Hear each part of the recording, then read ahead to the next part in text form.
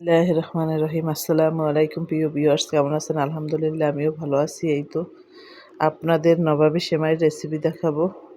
তো দিয়ে দিলাম ঘি, তারপর কিশমিশ আর কাজু বাদাম এটা আমি ভেজে নিব। তো এই তো ভেজে নিচ্ছি। আ এটা ভেজে তারপর উঠিয়ে নেব।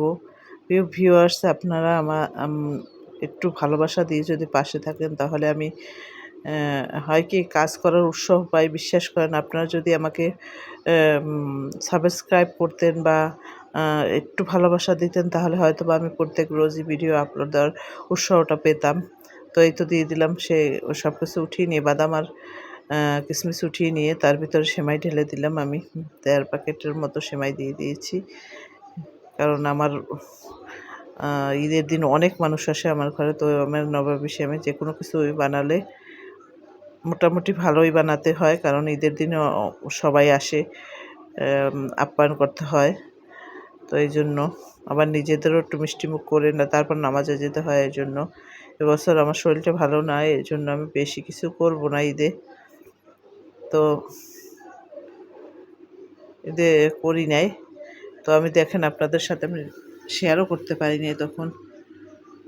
কারণ ঈদে এতই কাজ ছিল আমার, আমি যে আপনাদের শেয়ার করতে পারি নাই। দিয়ে দিলাম চিনি এবং গুঁড়া দুধ দিয়ে এখন কিছুটা নাড়ি-চাড়িয়ে নেব।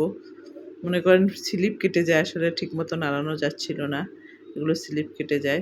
তো এই তো নাড়িয়ে-চাড়িয়ে এটা একটু যখন একটা শব্দ হবে ঝনঝন করে তখন উঠিয়ে নেবেন।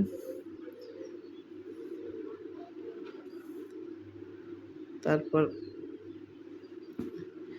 এই তো নাড়াচাড়া করে উঠিয়ে নিলাম। তারপর একটা সার্ভিং ডিশে আমি নিচে এটা সুন্দর করে বিছিয়ে দেব। সার্ভিং ডিশটায় সুন্দর করে বিছিয়ে দিচ্ছি। এটা বিছিয়ে দেব। এটা আমি ঈদের আগের দিন করেছিলাম রাত্রের বেলা, কারণ আমার শরীরটা ভালো ছিল না। তো এই তো দিয়ে দিলাম দুধ, ১ কেজির মতো ১ কেজি দুধ দিয়ে দিলাম আমি। ১ কেজি দুধ দিয়ে আমি তারপর দিয়ে দিলাম মানে এটা চুলা বন্ধ রেখেই করবেন, গরম দুধে করবেন না। এই যে মনে করেন আমি দিয়ে দিলাম ১ ডিব্বা ডানো ক্রিম, তারপর দিয়ে দিলাম লবণ একটু পরিমাণ মতো, তারপর ডানো দুধ যেটা আছে সেটা দিয়ে দিলাম ১ ডানো দুধ ১ ডিব্বার পুরোটাই আমি দিয়ে দিয়েছি।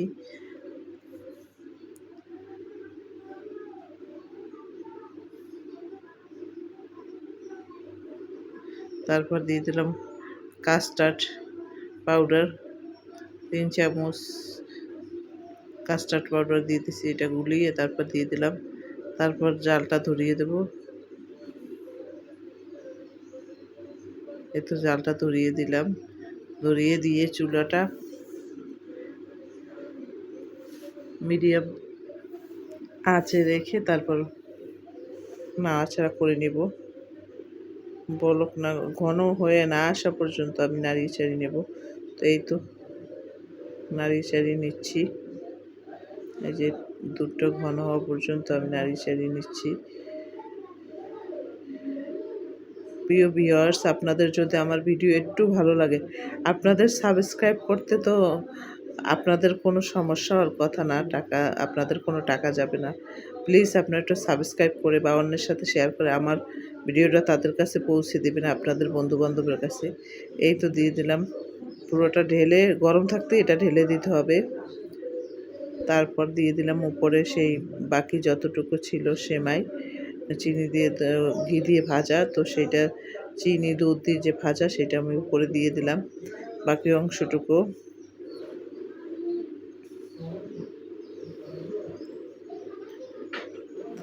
তারপর এটা ঠান্ডা মানে কি বাদাম আর কিশমিশ দিয়ে এটাকে আমি ডাইনিং টেবিলের উপরে অনেকক্ষণ ঠান্ডা করে নিয়েছিলাম।